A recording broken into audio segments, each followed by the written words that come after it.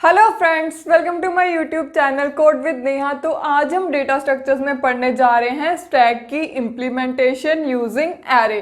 So guys, जैसे कि पहले की वीडियोस में मैंने आपको स्टैक बताया था, स्टैक के बारे में बताया था और मैंने बताया था स्टैक के कौन से दो ऑपरेशंस होते हैं वो भी बताए थे और कौन कौन सी स्टैक की कुछ प्रॉपर्टीज होती हैं। सो गाइस, आज हम देखेंगे स्टैक के ये दो ऑपरेशंस यूजिंग एरे। जैसे कि मैंने आपको बताया था कि हम स्टैक को इम्प्लीमेंट कर सकते हैं एरे और लिंक लिस्ट के साथ, तो आज हम एरे के साथ देखेंगे कि कैसे इसको हम इम्प्लीमेंट कर सकते हैं। सो एरे रिप्रेजेंटेशन ऑफ स्टैक्स पढ़ने से पहले हमें इसकी दो मेन कंडीशंस मेट करनी पड़ती है। जैसे कि हमें पता है कि एरे में क्या होता है, होमोजीनियस डेटा स्टोर्ड होता है ना। सो सबसे पहला तो हमारे पास यही पॉइंट आ जाता है, stack must contain the homogeneous data elements.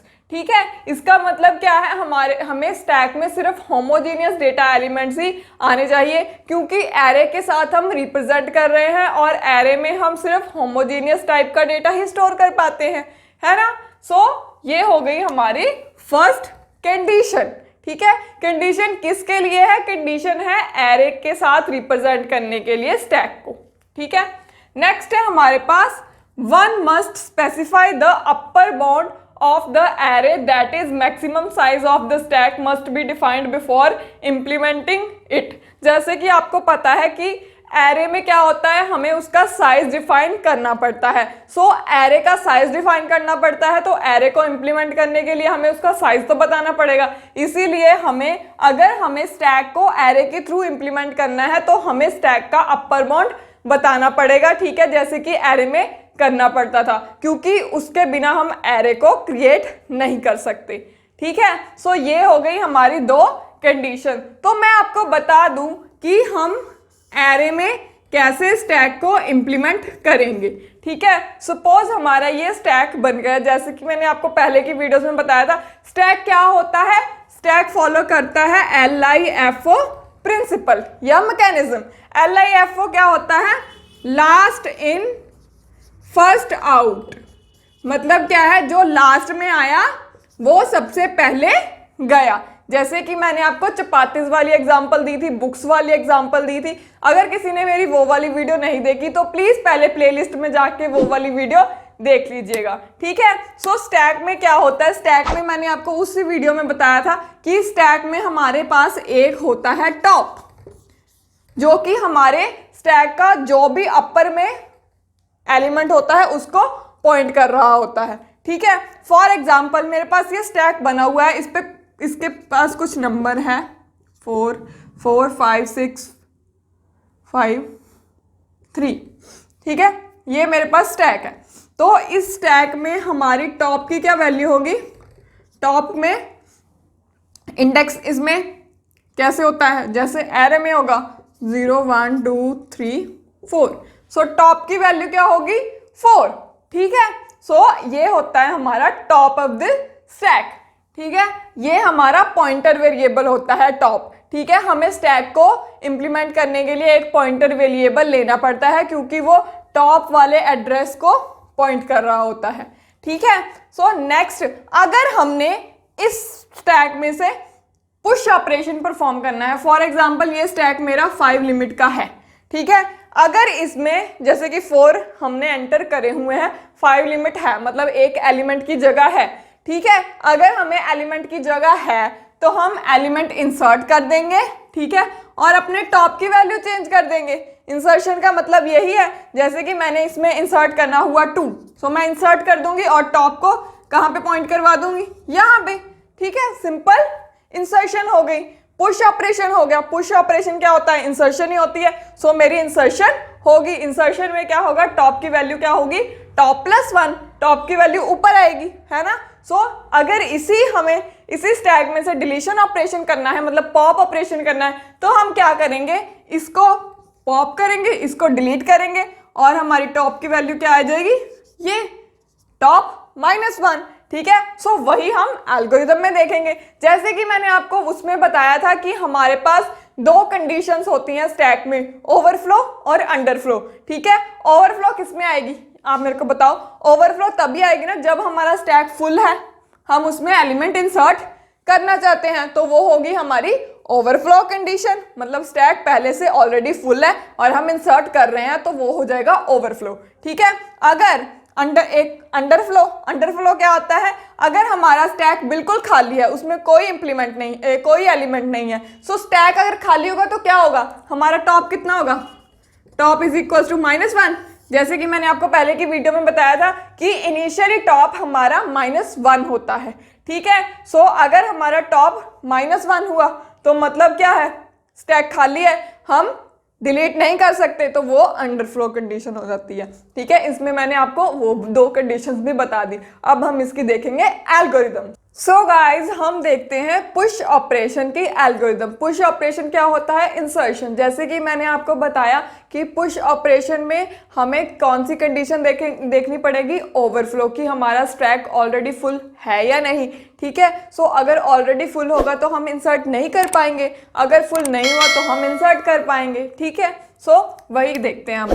First step तो मैंने पहले आपको बताया कि पुश ऑपरेशन मतलब इंसर्ट करना। इंसर्ट करने के लिए हमें एलिमेंट तो चाहिए होगा, सो हम सबसे पहले कर लेंगे रीड आइटम, मतलब हमने एलिमेंट रीड करना है। ठीक है, सो एलिमेंट हम रीड कर लेंगे, सो वो आइटम वेरिएबल में स्टोर हो जाएगा। नेक्स्ट है हमारे पास, जैसे कि मैंने आपको बताया कि हमें ओवरफ्लो कंडीशन चेक करनी पड़ेगी।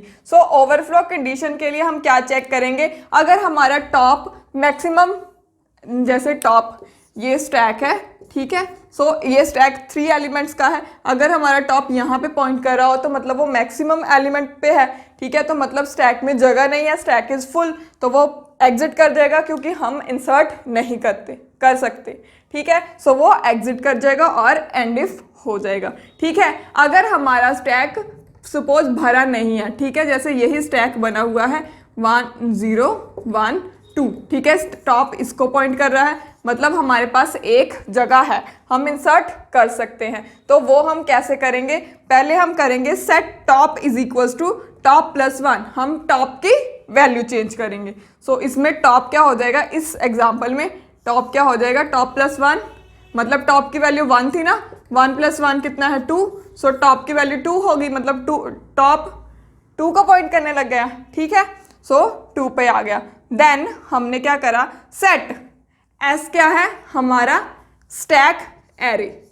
ठीक है, हम एरे से इम्प्लीमेंट कर रहे हैं ना, ये हो गया हमारा स्टैक एरे।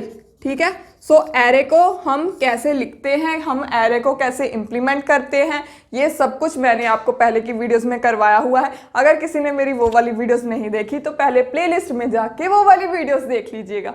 ठीक है, सो हमने एस टॉप में, मतलब हम इसको एक्सेस करेंगे। अब यहाँ पे टॉप एरे में क्या होता है, इंडेक्स होते हैं ना 0 1 2, सो टॉप के पास कौन सा 0th इंडेक्स है ना, तो S2 में, सो 0th नहीं इंडेक्स, सेकंड इंडेक्स है ना, सेकंड इंडेक्स है ना, तो S2 में क्या आ जाएगा हमारा आइटम। सपोज मैंने यूजर से एंटर कराया है 4, ठीक है, सो S2 में क्या आ जाएगा 4, सो यहाँ पे आ गया 4 और वो एग्जिट कर जाएगा। सो ये सिंपल सी एल्गोरिदम है हमारी पुश ऑपरेशन की। सो होप आपको ये समझ में आ गई होगी। हम स्टैक में इंसर्ट बहुत ही इजीली कर सकते हैं, डिलीट भी बहुत ही इजीली करते हैं। ठीक है, अब हम देखेंगे पॉप ऑपरेशन। सो पॉप ऑपरेशन मैं इसी स्टैक से करूंगी, इस स्टैक का नाम है S। ठीक है, इस स्टैक का नाम S है। ठीक है, सो मैंने क्या बताया कि आपको पॉप में क्या होगी, पॉप में डिलीशन के मतलब हमें कंडीशन कौन सी चेक करनी पड़ेगी, अंडरफ्लो कंडीशन का मतलब क्या होता है, स्टैक हमारा खाली तो नहीं है, यहाँ पे हम चेक करेंगे स्टैक हमारा खाली तो नहीं है, यहाँ पे हम कंडीशन क्या लगाएंगे, टॉप इक्वल टू नल या फिर -1। ठीक है, जैसे कि मैंने आपको बताया था कि टॉप में इनिशियली -1 होता है जब हमारा कोई भी एलिमेंट नहीं होता। ठीक है, अगर वो -1 या नल हुआ तो मतलब स्टैक हमारा खाली है, हम डिलीशन ऑपरेशन परफॉर्म नहीं कर सकते। ठीक है, अगर हमारी ये वाली कंडीशन ट्रू नहीं हुई, फॉर एग्जांपल इसमें हमारी ये वाली कंडीशन ट्रू नहीं होगी ना, हमारे स्टैक में एलिमेंट्स है ना, हमारे टॉप 2 को पॉइंट कर रहा है, सेकंड इंडेक्स वे है ना, तो हम डिलीशन ऑपरेशन परफॉर्म करेंगे ना। सो हम डिलीशन ऑपरेशन परफॉर्म करेंगे। सो वो क्या है हमारा set item is equals to S top. So हमने आइटम वेरिएबल में ये एस टॉप डालना है। ये हम आइटम वेरिएबल में स्टोर क्यों करवा रहे हैं, क्योंकि जब हम एलिमेंट डिलीट करेंगे हमें उसको फ्री भी करना पड़ता है, क्योंकि हमें ऑप्टिमल सॉल्यूशन फाइंड करने के लिए उनको फ्री करना पड़ता है। ठीक है, सो हमने कर लिया सेट। सेट हम असाइन के लिए यूज करते हैं, वैल्यूज असाइन करने के लिए। ये मैंने आपको नोटेशंस की वीडियो में भी बताया था। ठीक है, सो आइटम में क्या आ जाएगा मेरा, एस टॉप पे कितना है, टॉप कितना है 2, सो एस 2 पे कितना है 4, सो आइटम में आ जाएगा 4।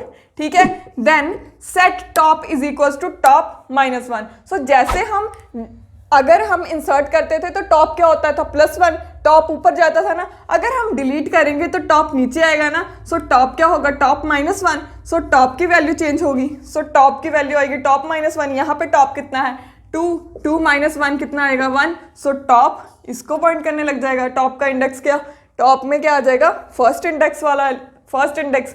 ठीक है, और हमने देन क्या करा, आइटम को फ्री कर दिया, मतलब ये रिमूव होगी और एग्जिट कर दिया। सो पॉप ऑपरेशन की एल्गोरिदम भी बहुत ही ज़्यादा सिंपल थी, जैसे कि हमारी पुश ऑपरेशन की एल्गोरिदम थी। आप इतना ध्यान में रखिएगा कि हमारा जो टॉप होता है वो इनिशियली -1 या नल होता है। ठीक है, सो इसमें हमारे टॉप की वैल्यूज क्या होती हैं, वो इंडेक्सेस होते हैं, क्योंकि हम एरे से इंप्लीमेंट कर रहे हैं। सो गाइस, आज की वीडियो में हमने स्टैक का पुश और पॉप ऑपरेशन देखा यूजिंग एरे। सो होप आपको ये क्लियर हो गई होगी, होप आपको ये समझ में आ गई होगी। अगर आपको ये समझ में नहीं आई, इसमें कोई डाउट हुआ तो प्लीज़ कमेंट करके ज़रूर बताना। अगर आपको ये वीडियो पसंद आई तो प्लीज़ इसको लाइक करना, और जिसने डेटा स्ट्रक्चर पढ़नी है उसके साथ शेयर भी जरूर करना। और अगर आपको भी डेटा स्ट्रक्चर अच्छे से करनी है तो please subscribe my YouTube channel. Thank you so much.